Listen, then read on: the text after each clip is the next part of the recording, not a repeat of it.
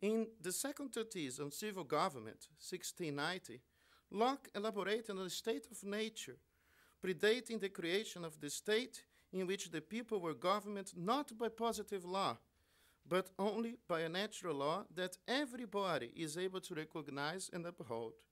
This law of nature, Locke explained, stands as an eternal rule to all men, legislators as well as others. The rules that they make for other men's actions must, as well as their own and the other man's actions, be conformable to the law of nature, that is, to the will of God, of which that is a declaration. And the fundamental law of nature being the preservation of mankind and his freedom, no sanction can be good or valid against it. Locke hereby contends that our most basic rights are independent of and antecedent to the government, the state. Once it is established, the state has no other end but the preservation of these rights, and therefore can never have a right to destroy, enslave, or designately to impoverish the subjects. According to Locke, the civil ruler puts himself into a state of war against society every time he attempts to undermine the basic rights of the individual, be God-given and inalienable. Our basic rights to life, liberty, and property set limits on governmental action, providing lawful justification for civil resistance against political tyranny, should our basic rights be grossly violated. To the extent that the government does not recognize and protect these basic rights, it actually ceases to be a legitimate authority and can be dismissed by the people for breach of trust. As Locke himself puts it, whenever the legislator endeavors to take away and destroy the property of the individual, their rights to life, liberty, and property, or to reduce them to slavery under arbitrary power, they put themselves into a state of war with the people, who are thereupon absolved from any further obedience, and are left to the common refuge which God has provided for all men against force and violence.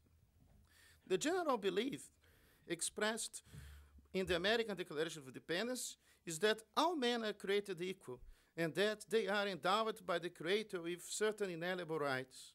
In American colonies of the 18th century, Locke was, after the Bible, the principal authority relied on by the preachers to bolster up their political teachings. Sorry, folks. Finish. I still have how many minutes? 2 minutes.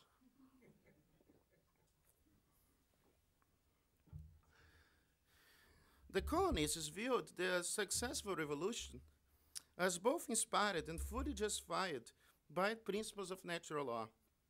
They further aimed to enshrine these very principles in their new system of constitutional government. That these American founders undeniably drew from such principles during the composition of the Declaration of Independence is well explained by Professor Eidsmoe. The Declaration of Independence was drafted by a congressional committee consisting of Thomas Jefferson, Franklin, Sherman, Adams, and Livingstone. The Declaration clearly states that the United Colonies are entitled to independence by the laws of nature and of nature's God. They further declared that all men are created equal, and that they are endowed by their Creator with certain inalienable rights. They closed by appealing to the Supreme Judge of the world for the rectitude of their intentions, declaring their firm reliance on the protection of divine providence.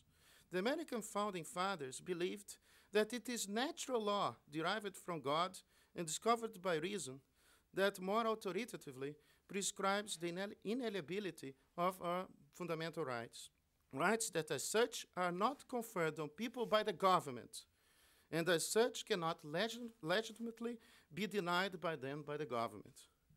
This is why the late Harvard professor of history, Harold Berman, stated that it is a profound mistake to consider the relation of law to religion solely in terms of the legal foundations of religion.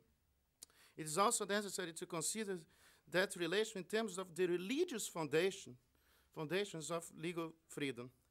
Despite any assertions to the contrary, the American constitutional model is founded upon the premise which puts God, not the state, as the ultimate creator of our most basic rights and liberties.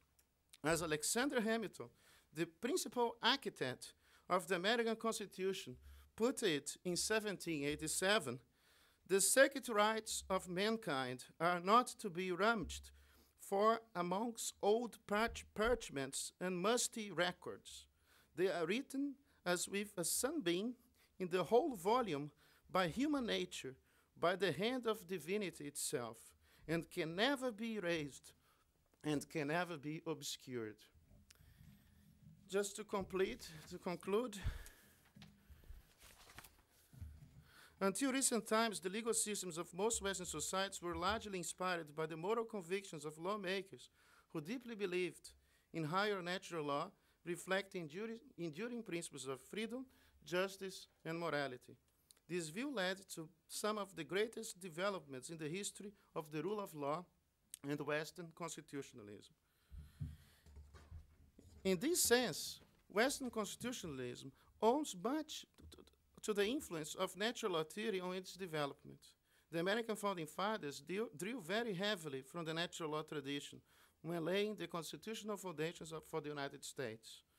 And many other developments in the rule of law can also be traced to natural law theory, including the struggle for civil rights in the United States in the 1960s. On the whole, all these events demonstrate the undeniable impact of natural law theory on the origins and development of Western legal systems. In conclusion, our legal traditions in the West are intrinsically connected to this particular way of thinking about law. To deny these basic historical facts results in a diminished understanding of the rule of law and the principles that undermine it. Thank you so much.